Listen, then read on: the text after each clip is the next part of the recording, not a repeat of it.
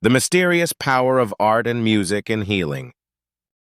Have you ever wondered what would happen if your body betrayed you, leaving you fully awake and aware, but unable to move or speak? Imagine standing at the edge of life, watching the world spin on without you, trapped in an unchanging, silent existence. This isn't just a hypothetical question. It's a real phenomenon that has mystified humanity and medicine for centuries. Today, we're diving into the world of three extraordinary and mysterious diseases: encephalitis lethargica, the dancing plague, and tarantism. These conditions are more than just oddities of history. They're windows into human psychology, culture, and the resilience of art and music as forms of healing. But before we unravel their secrets, I want you to pause for a moment.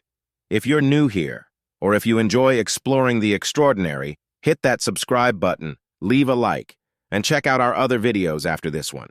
Now let's step back in time to a stage where a young woman named Rose begins our journey. The curtains rise. On the stage, a single spotlight illuminates a girl. Her name is Rose. Her life is simple, joyful, and full of curiosity. She's not the most studious, but she loves to explore, traveling across America, marveling at grand parks by day, and celebrating with friends by night. Everything is perfect until one evening when she falls asleep and never wakes up. At first, everyone says she's just tired. Then they call it strange. Days turn to years, and Rose remains unmoving, her body stiff, but her eyes open. She has fallen prey to encephalitis lethargica, a mysterious and devastating condition that turns people into living statues. What makes this story even more incredible is that her condition was treated not with medicine, but with music. But this is just the beginning. Rose's tale is one among many that showcase how the strange, the tragic, and the mysterious are deeply intertwined with our history. Let's dig deeper into three baffling conditions, starting with encephalitis lethargica, dubbed the greatest medical enigma of the 20th century. It was 1916, a world scarred by war and poised on the brink of economic collapse. Amid this turmoil, a silent epidemic emerged, affecting over 5 million people. The disease began with fever, confusion, and headaches, but quickly escalated to catastrophic levels, with victims either succumbing to death or falling into a state of complete immobility. Imagine being fully conscious, but trapped in a body that refuses to respond, a waking nightmare. What's even more fascinating is that this disease remains an enigma. No definitive pathogen has been identified, and it was largely overshadowed by the concurrent Spanish flu pandemic. Despite its devastating effects, encephalitis lethargica barely made a dent in public consciousness compared to the flu's staggering death toll. Patients who survived the acute phase faced an even crueler fate, entering a chronic state where their minds were active, but their bodies were paralyzed. It was a cruel twist of fate that locked victims in an invisible prison, leaving them fully aware of their condition, but utterly helpless. Yet one neurologist's unconventional approach changed everything.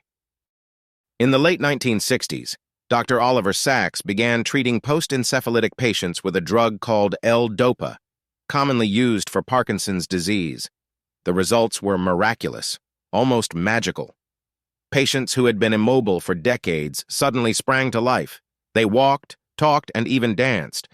But the euphoria was short-lived. The drug's effects faded quickly, leaving patients to relapse into their original state.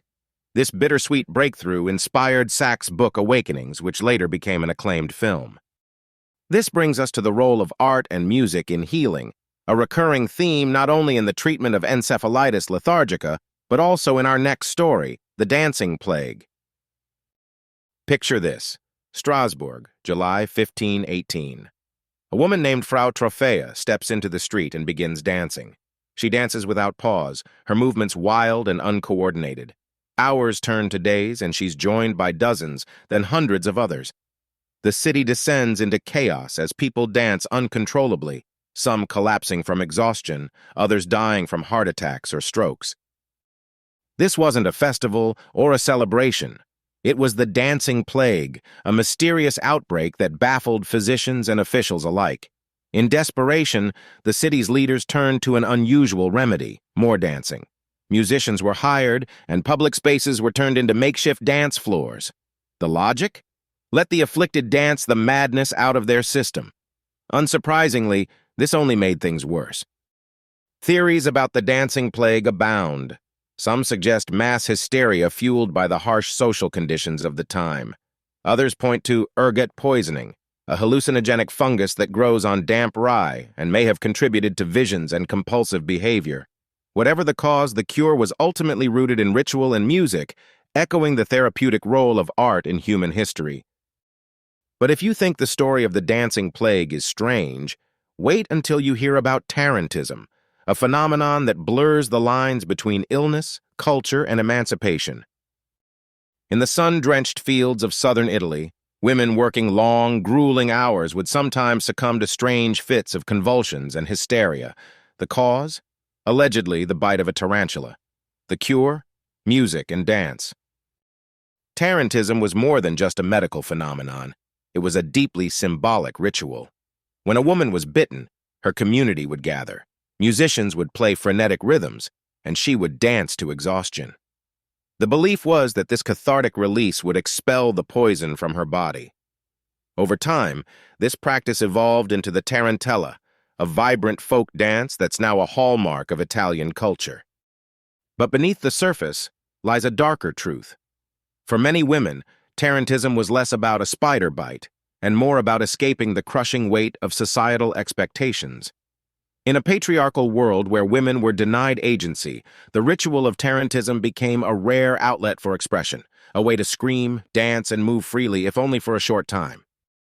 What ties these stories together is the incredible power of art and music to heal, transcend, and transform. From the living statues of Encephalitis lethargica to the frenzied dancers of Strasbourg and the tarantate of southern Italy, we see how creativity and expression can bridge the gap between suffering and hope. So, as we reflect on these mysteries, let's remember that art isn't just entertainment. It's a form of magic, a last vestige of the unknown that connects us to our humanity. If you've enjoyed this journey into the extraordinary, don't forget to subscribe, leave a like, and explore the other stories waiting for you on this channel. With that said, thanks, and until the next time.